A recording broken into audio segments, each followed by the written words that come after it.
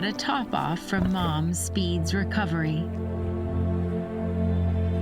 Up to 5 times a day.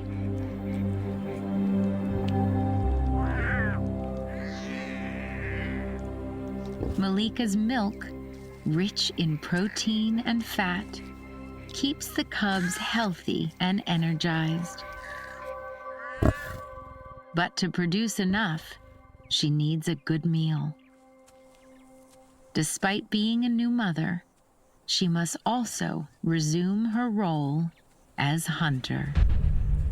Whenever she does, she has to leave Isa and Nuru all alone, with their tangled den as their only protection.